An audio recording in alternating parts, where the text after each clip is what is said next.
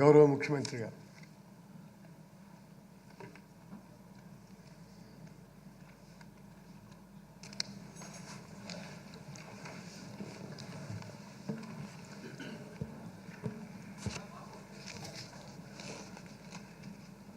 అధ్యక్ష, గవర్నర్ ప్రసంగానికి ధన్యవాదాలు తెలిపే ఈ చర్చా కార్యక్రమంలో పాల్గొంటూ అధ్యక్ష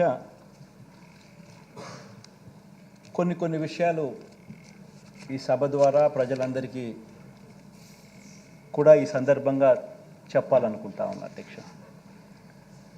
అధ్యక్ష, ఇక ఈ బడ్జెట్ సమావేశాలకు సంబంధించిన ప్రస్తావన వస్తే అధ్యక్ష, ఇది మన 6వ బడ్జెట్ సమావేశాలు అధ్యక్ష. ఈ సమావేశంలో మనం ప్రవేశపెట్టేది కేవలం ఓట్ ఆన్ అకౌంట్ బడ్జెట్ మాత్రమే ప్రవేశపెడతా ఉన్నాం. సాంప్రదాయాలకు గౌరవం ఇస్తూ తాత్కాలికంగా మరో 3 నెలల పాటు అంటే ఏప్రిల్, మే, జూన్ మాసాలకు సంబంధించిన బడ్జెట్కు ఆమోదం తెలిపే విధంగా అడుగులు ముందుకు వేస్తూ ఉన్నాం అధ్యక్ష. ఇక ఇదే బడ్జెట్కు మరింత మెరుగులు దిద్ది మళ్ళీ కొలువు తీరబోయే మనందరి ప్రభుత్వం 2024 జూన్లో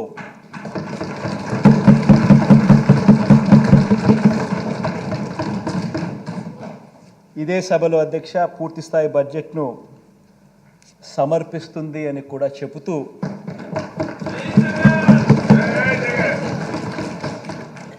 గవర్నర్ ప్రసంగానికి ధన్యవాదాలు తెలిపే తీర్మానం మీద ఇక ఆ చర్చలోకి వెళ్తా ఉన్నాం అధ్యక్ష. అధ్యక్ష, ఈ చర్చలో అధ్యక్ష 5 ప్రజా బడ్జెట్లు ప్రవేశపెట్టిన ప్రభుత్వం మీద అధ్యక్ష ప్రతిపక్షం వేస్తూ ఉన్న నిందలు, ఆ నిందలకు సంబంధించి వాస్తవాలు ఏమిటి అన్నది ఆ నిందలకు జవాబు చెబుతూ వాటికి సంబంధించిన నిందలవి ఏ రకంగా నిందలు అని చెప్పి తెలియజెప్పే కార్యక్రమంలో భాగంగా ఈ సభ ద్వారా రాష్ట్ర ప్రజలందరికీ కూడా కొన్ని విషయాలు చెప్పదలుచుకున్నాం అధ్యక్ష. అధ్యక్ష, ముందుగా అధ్యక్ష రాష్ట్ర ఆర్థిక వ్యవస్థకు సంబంధించి 5 సంవత్సరాలలో ఈ 5 సంవత్సరాలలో అధ్యక్ష మనం ఎదుర్కొన్న సవాళ్ళను ఒకసారి గమనిస్తే అధ్యక్ష, ఎందుకనంటే అధ్యక్ష మనం అధికారంలోకి వచ్చే టయానికల్లా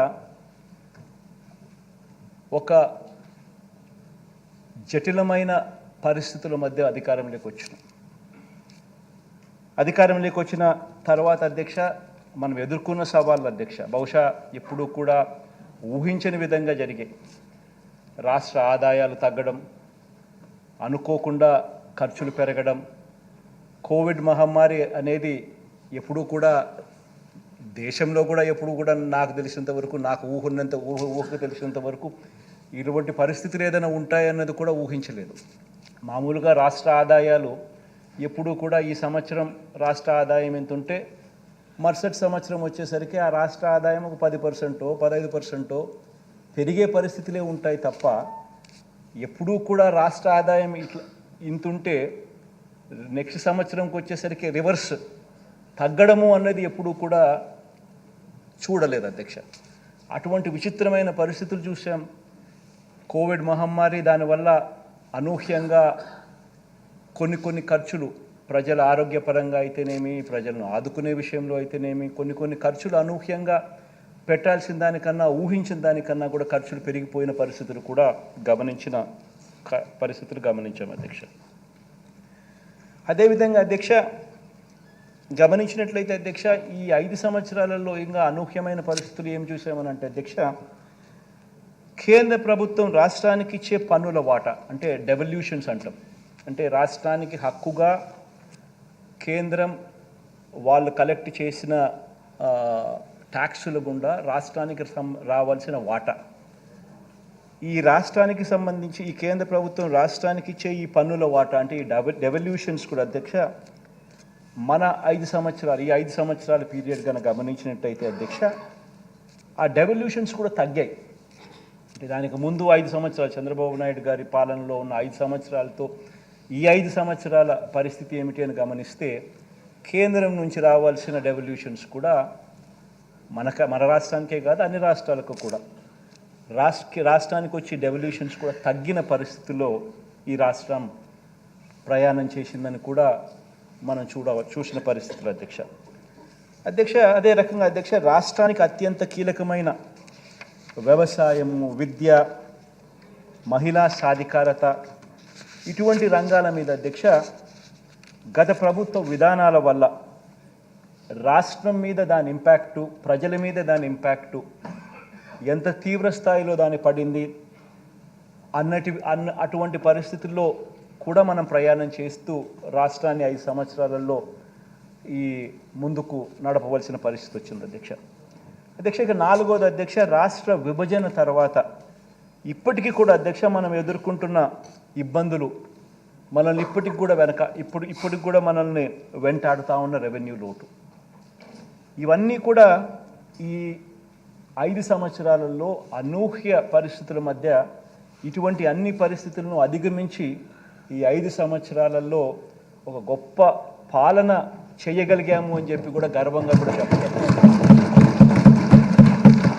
అధ్యక్ష. ఇక నేను చెప్పిన ఈ 4 అంశాలకు సంబంధించి అధ్యక్ష ఒకసారి గమనించినట్లే అయితే అధ్యక్ష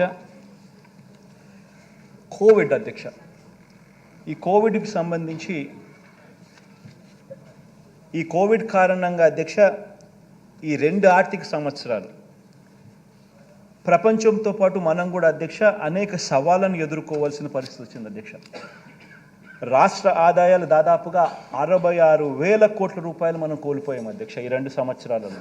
కోవిడ్కి సంబంధించి ఈ 3 సంవత్సరాలు 2019 నుంచి 2022 వరకు 2019 నుంచి 2022 వరకు ఈ 3 సంవత్సరాలు ఒకసారి గమనించినట్టయితే అధ్యక్ష రాష్ట్రానికి సంబంధించిన ఆదాయాలు మనకు రావాల్సిన ఆదాయాలు దాదాపుగా 66,116 కోట్ల రూపాయలు నష్టపోయిన పరిస్థితి మనం కనపడతా ఉంది అధ్యక్ష.